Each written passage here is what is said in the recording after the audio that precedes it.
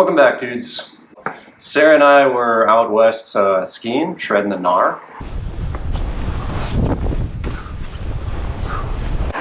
And found out my dad was in the hospital. And we drove pretty much straight back. He's entered hospice, and we've been taking care of him for 5 weeks. Yeah. His time on this planet is coming to an end, and he currently has 3 boats that are in various pieces and non-operational. And when the snow started melting, I really just wanted to hit the ground running and get one of these boats on the water so that maybe I could take him boating one last time. And that's my goal for this. So we're gonna go to a storage facility and look at the 3 boats and drag one of them home, and we're gonna try to restore this as soon as possible so my dad can go boating one more time. So let's do it.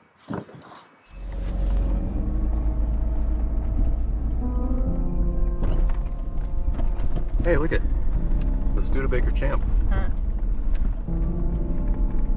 All right, there's some boats.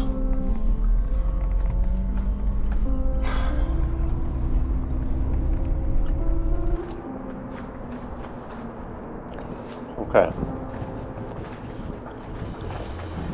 So I grew up with this boat. I don't know anything about this one.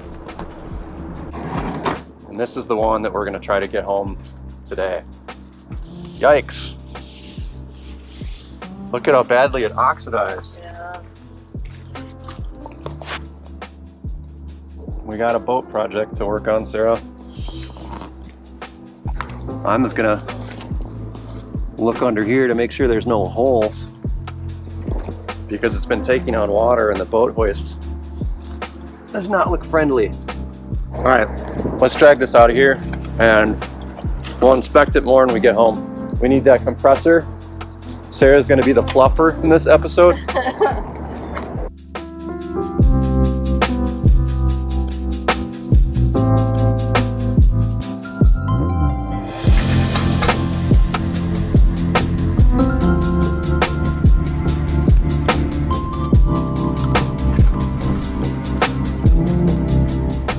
Before we go, we're just gonna check out some of these other boats quick. So this is another Sea Ray, again, that was left open to the elements. Bad, Dad, bad. With the engine, which is a problem. Hopefully moisture didn't get in there. I wish you would have covered that carb. I don't know what happened, but this did not work. This just shredded over the top of the engine. The interior on this looks like he already redid it. This one, that looks like, we're gonna look at this boat later, but let's go check out Primetime quick. So this is an 86 Sunrunner. I grew up with this boat. This was one of the biggest boats in Madison at the time. And kind of afraid to see what it's gonna look like right now, to be honest. This was just out and exposed too? Yeah. Yes. But, good job, Dad. Oh, it's still f***ed up though.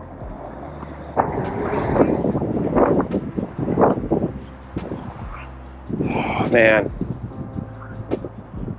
Come up here once. You know what we gotta do, right? Oh yeah, we gotta do the wheel thing.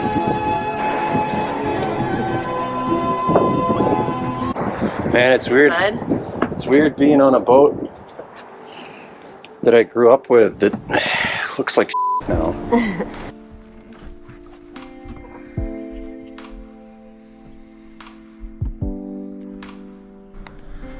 Come on in here. And then I was waiting to make sure there wasn't like an opossum in here. Sarah's never been in this boat. No, I've not. Well, it's not awful. It's not good either. There's currently water sitting down there, which is really not good. Yeah. But another day. Let's get out of here.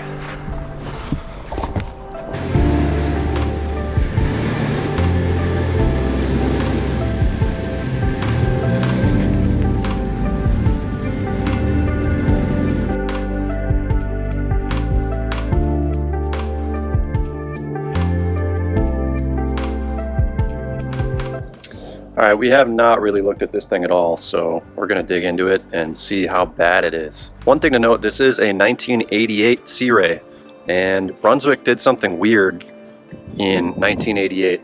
So pretty much every other year in the history of, you know, Sea Ray and Mercury and everything, they were Mercury engines, but for 1 year, they were not. So whenever you see a boat with a white drive or a white outboard, it's most likely a 1988, and you can see that it is not branded Mercruiser, it's branded Sea Ray. So yeah, kind of weird and unique. It doesn't really make sense from a business standpoint to have multiple brands on one vehicle. It'd be like if you bought like a Lincoln and then it had like a different badge on the steering wheel and the gas pedal and the engine. It's bizarre. After you, ladies first. Oh, great. Oh wait, I forgot something. New boat project, Sarah.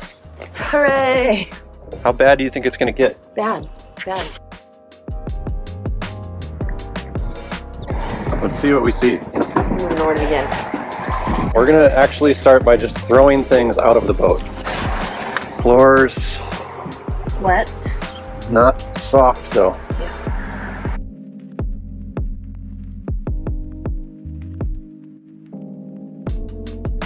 Look at this.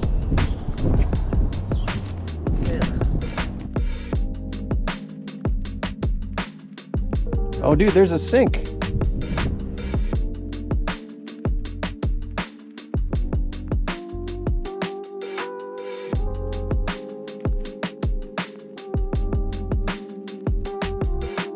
Wow, even the motor's branded Sea Ray. It's kind of cool.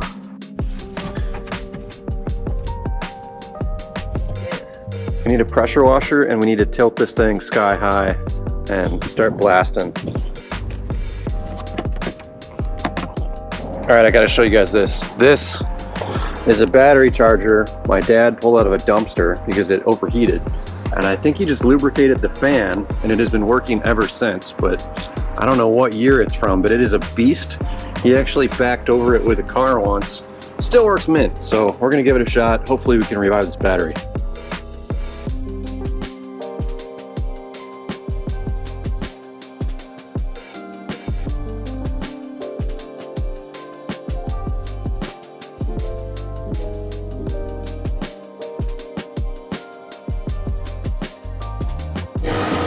Test fire 1. Boost mode activate.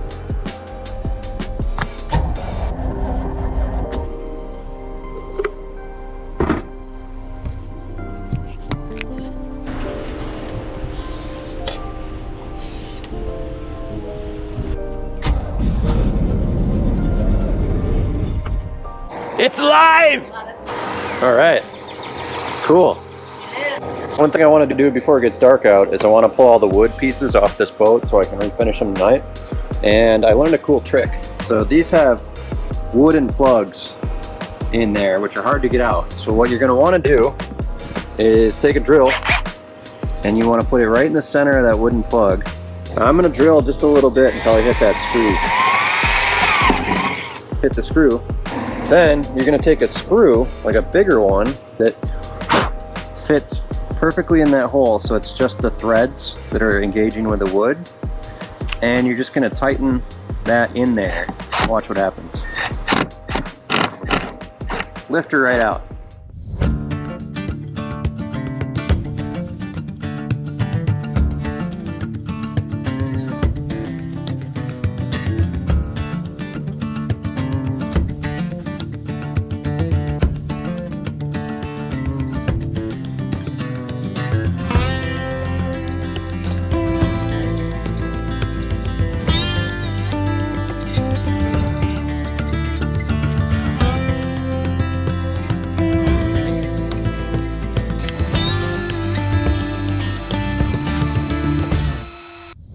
Good morning, all you cool cats and kittens.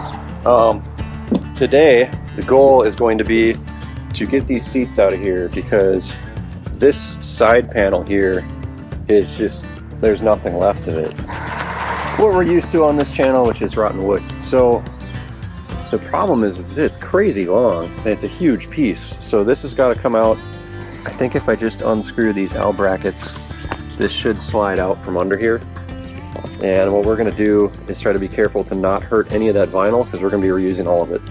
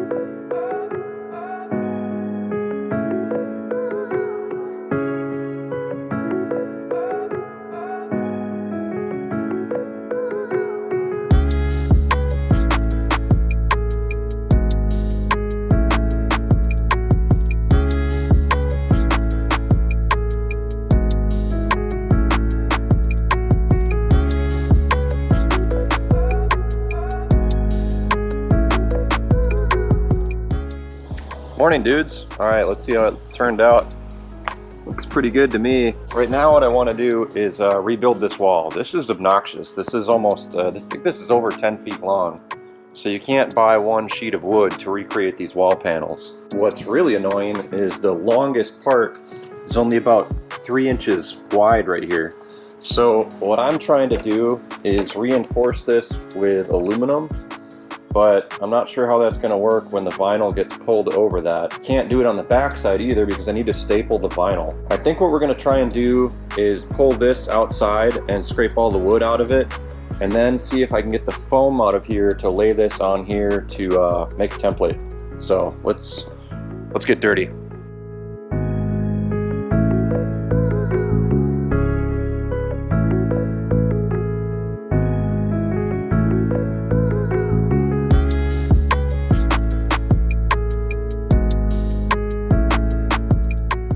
Now we're just gonna take the foam, lay it on the wood, trace it, and hope for the best.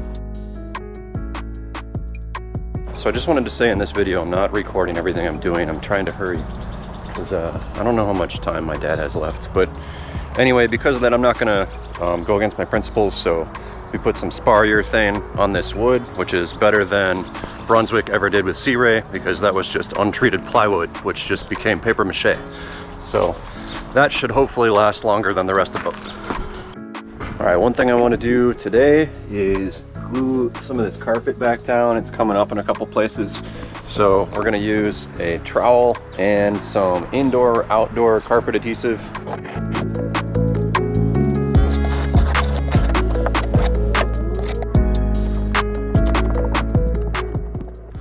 So easy, on to the next one. So what I'm doing now is I'm trying to get all these T-nuts out of the boat. That wood was so rotten that the wood just pulled out. But there are these T-nuts. What you do is you drill a hole and then you pound this in and those little spikes hold it onto the wood. And then you put a nut against that. That's gonna hold it, you know, through the wood, and that effectively gives you a stud, which you're then gonna poke through all these holes and put a nut on there, which will hold the wall to the side of the boat. So all these are still stuck in the boat. So what I'm doing is I'm just using a pair of pliers and a ratcheting wrench. And I put the ratcheting wrench up under here and then try to break it loose, and you can quickly get it out. The nice thing is that these are stainless steel, so we might need to get new hardware, but the actual T-nut itself is in great shape.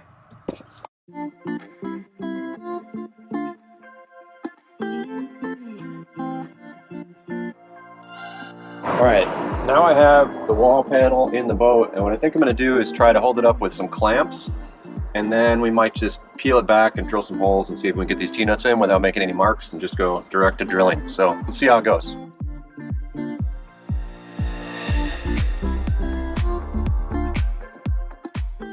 So that's annoying. I've been doing some figuring, and here's the issue. That side fits pretty good. On this side, this cannot go up any higher. And when I traced the foam, somehow I made an error because I assumed this distance would be the same as that distance, so this line is parallel to this one. After further inspection, that is not the case. So what we are going to do to salvage this is we're going to take this wall out of the boat, and then we're gonna cut it right up here and pitch it up, and then use some metal to repair it, because I just want this done. We gotta get it done, dudes, because yeah, I need to go faster. I am running out of time. So all right, now we have a bendy joint, so we're gonna rehang this, adjust it till it fits, and then put a plate here to brace it.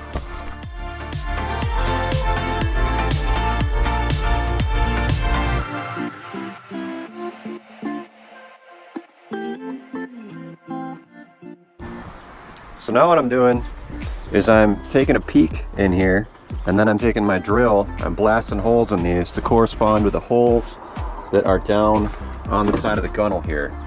So we're just gonna do the rest of these, and then we are getting close to being able to wrap this in vinyl, finally.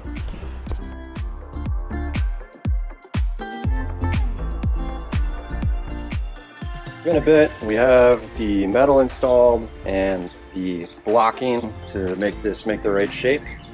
Now we're just going to take the hammer and tap in these T-nuts.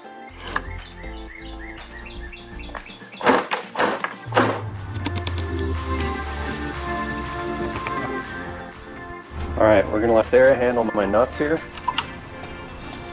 So we're putting nuts on these T-nuts so that when it basically prevents them from pushing out into the vinyl when we install this. Otherwise they could pop out, and that'd be really annoying.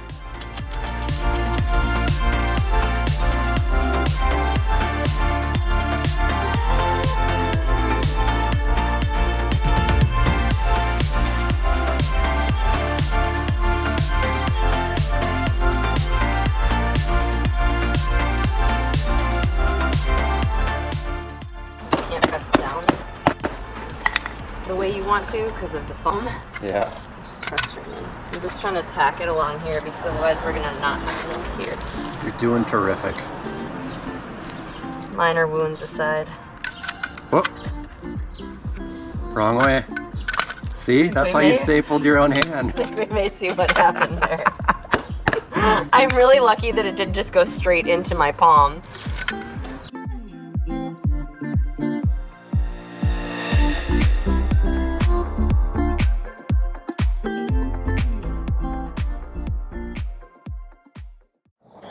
Alright, it's at night, and my dad's not doing great, so we're just going to keep pushing and see if we can get this thing done.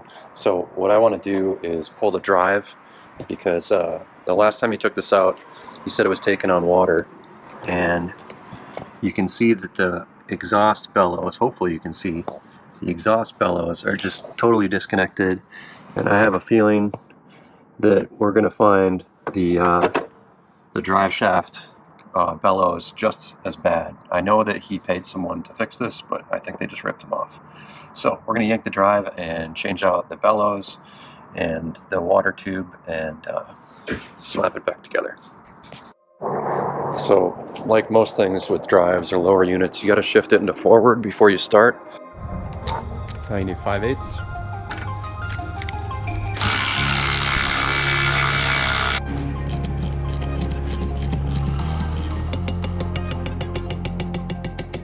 Alright, both of these guys are dangling, so now we're going to attack these 6 bolts, and then the drive should come off.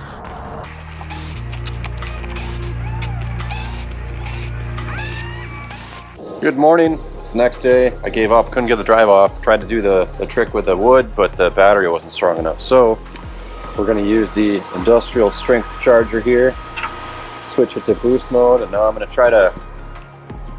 try to trim it up. Trim down a little bit. Okay. Sure. Oh, it's working. It's working. It worked. Sweet.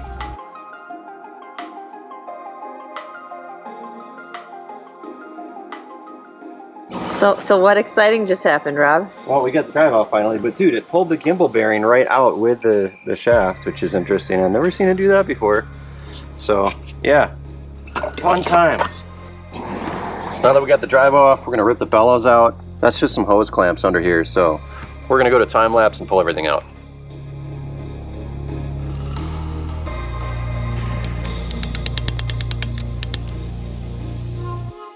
All right, so we got to go deeper. In order to get this off, the shift cable has to come off the inside. And if you look in here, the engine is still half covered by this piece, so we need to remove all of that. So that's awesome.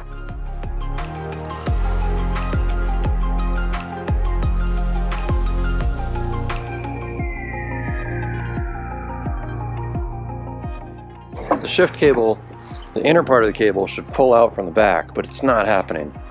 I think I've just figured out why. With most shift cables, you don't have this. This is like this rigid end here. So I think we're gonna try to like cut it off, and then I think it'll pull through. We'll see. There we go. That was it.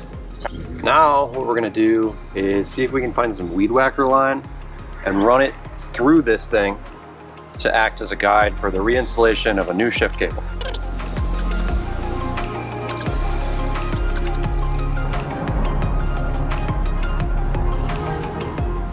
There we go. So we're gonna tie this somewhere around here, and then we're gonna pull the outer sheath out.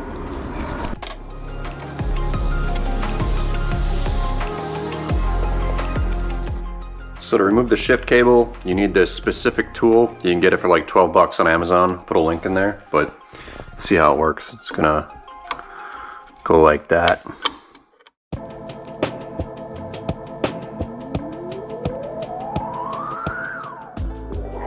All right, after many hours, it's finally out, and it involved drilling and taps and dies and all that. So we're gonna go put in the bellows.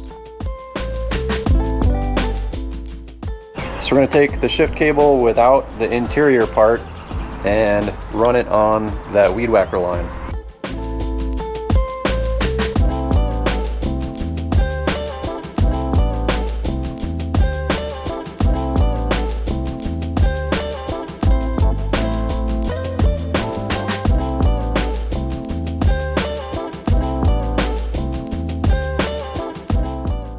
Alright dudes, this is where we're at. It's like 6 o'clock.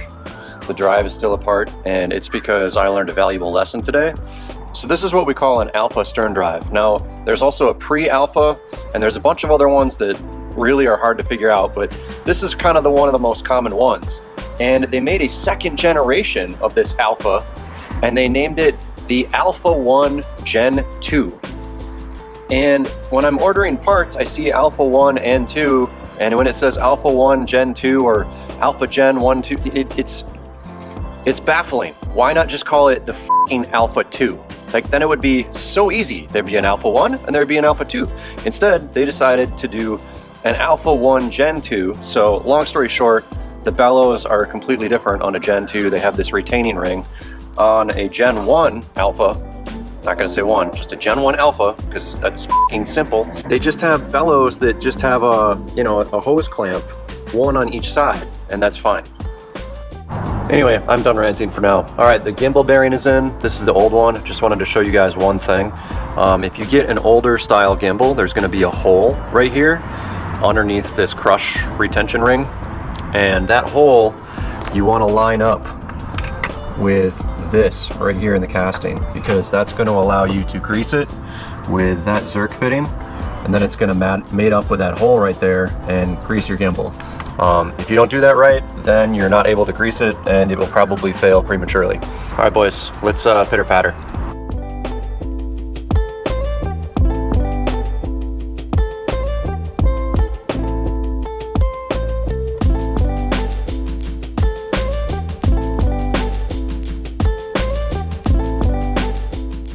So what's happening right now is we have the outer sheath of the shift cable installed, and the internet says that then you're just supposed to be able to take this wire, the inner shift wire, and push it back up that cable, but we have about half of it in and then it's just suddenly stopping and we don't know why. We got this rock star up here that's gonna solve my problems for me. Like I did the last thing. I said, does it help if I wiggle it back and forth? Maybe you can touch it and feel where the... Can't feel anything. There's only one bend in this, and if that's the problem, then I don't know what to do because it has to bend there, so. So while she's wiggling it and trying to straighten it, I'm trying to push on this cable. I'm trying to push a rope uphill. It's great. I am so filthy right now, and I'm really annoyed. It's going. It's going. We're almost all the way in. Good. Oh yeah. Ta-da! How was that? Horrible. Horrible. Oh, shut up. Really, you're gonna make fun of the person who just saved your ass twice? 3 times technically, considering we had to do it this one twice. Thank you, Sarah. We now know, no, we're not done. We still need to wrap it back the way that you needed to with this. Oh, you need to route the cable again. Yeah. Why are you getting out then? That sounds like Sarah work. Oh my god, that was annoying. Anyway, Sarah, I think is making a drink or something because that was pretty bad, but we got the shift cable on. I got the shifter thing on here. And now what we're gonna do is we're going to install the hinge pins, and then I think we're gonna do the exhaust bellows and the shift cable, because the problem I'm having, I would do the hinge pins last, but these trim senders keep falling down behind shit.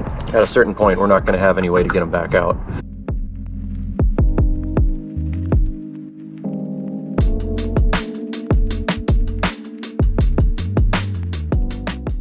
Exhaust bellows are on. All right, so I just want to share a tip. What you do is you put the bellows on the transom first, and you don't put them on the bell housing. And then you run a zip tie around the bellows, okay? It goes all the way around. Then you just loop some zip ties around that one. And what we did is Sarah yanked on this like this to stretch the bellows this direction. And then from underneath, I just took a screwdriver and it went thunk and fell on, and I just tightened it up. Good to go. Thanks, babe. All right, it's D-Day. We're gonna try to throw the drive on this morning. Before I put it on, I do want to grease a couple things. If you have an older Merc Cruiser, these drive shafts are greasable. There's Zerk fittings on the CV. So we're gonna go ahead and do that. And then since I got the grease gun out, we're gonna hit all the lubrication points on this stern drive. And then we're gonna grease the shaft and slide it into the hole.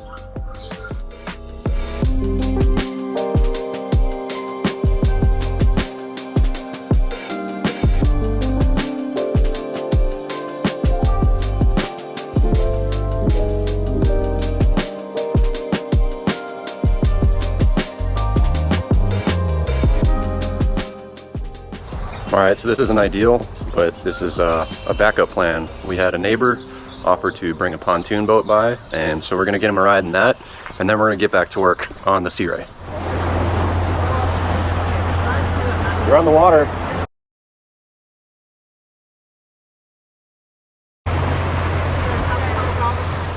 All right, I haven't recorded everything. We got the shift cable hooked up, and we're gonna try to run this thing on a hose before we put it in the water.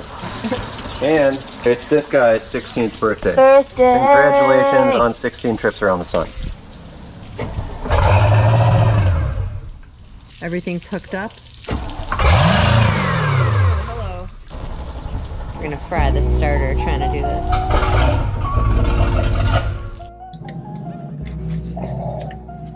So I don't know when the last time this fuel water separator was changed, but we're gonna throw a new one on because it is starting and then dying.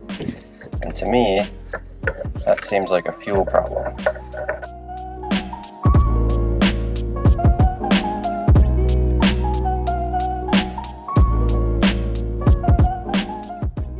All right, here's the filter. Pretty freaking nasty. So brand new one, the part number is 53336Q. So we're gonna put this back in there, put it back together, and hopefully when we start it, it's gonna rev.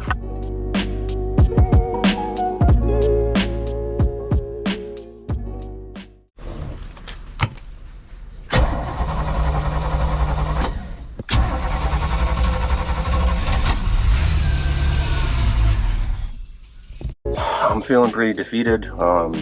This is the last nice day for a while, and the boat still won't run more than 5 seconds. So what we're doing now is we're going to be pulling this panel to get access to the fuel tank, and we're going to remove the anti-siphon valve and hook it back up and see if it runs, and we're also going to try to run it on another tank of gas and see if this fuel tank is the problem.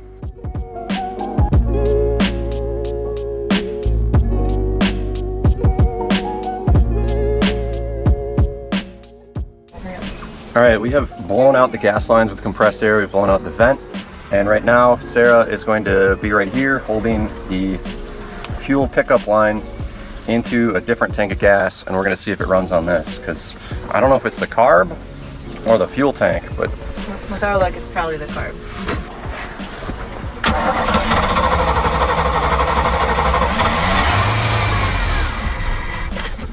What the fuck? All right, this thing is still acting like it's starved for fuel. Sarah, why don't you give it a crank once? I'm just going to show you guys what the fuel fill looks like. It should be roughly a 1/4 cup every pulse.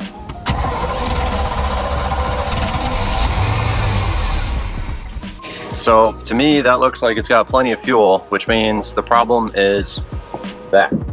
So we're going to pull that off and clean it and put it back together and hope that it works.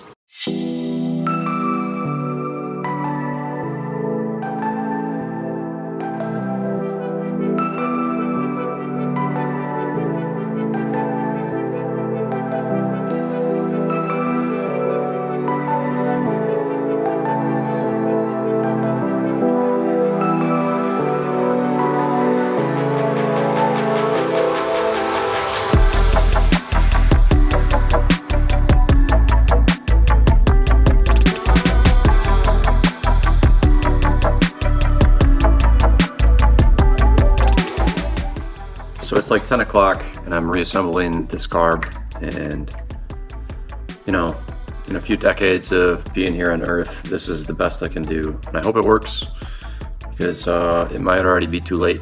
And I know that I've done my best, so I'm not gonna like feel bad about it if it doesn't work out, but I really wish I had known about this carb problem sooner. So yeah, we're just gonna keep going and hope that this works. I'm gonna try to install it either tonight or tomorrow morning. So let's keep going.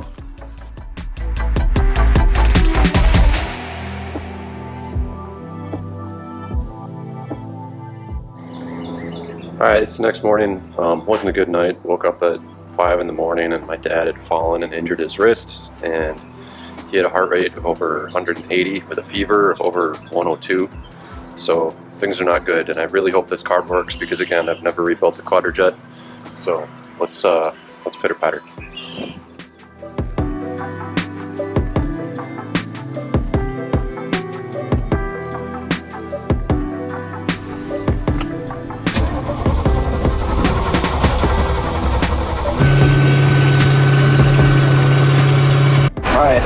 It's running. We're just gonna set the idle a little higher, because when I put it in gear, once it's in the water, I'm pretty sure it's gonna die.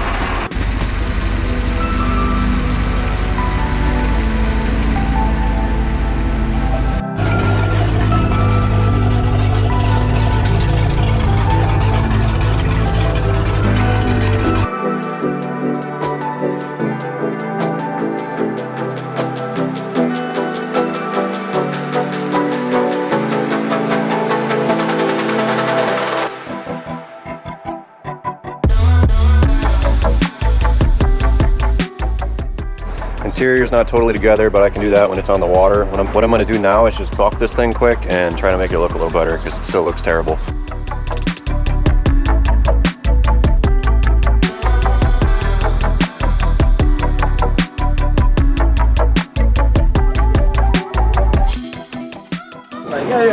Alright, it's not super shiny, but it looks slightly better, so we did find some fresh stickers for it. So we're gonna slap some stickers on it, put gas in it, and go drop it in the water.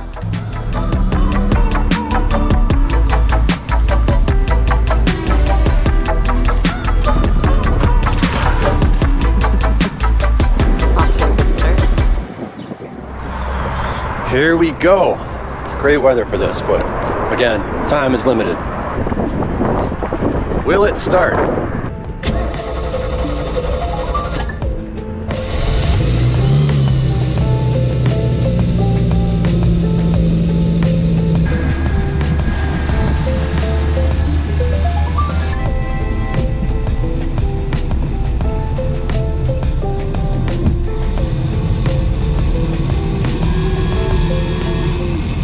probably shouldn't press our luck and like go rip on one leg and then come back, right? I'm freezing. I am freezing cold. It'll be 3 days before my dick comes back out. There's no way it's gonna work.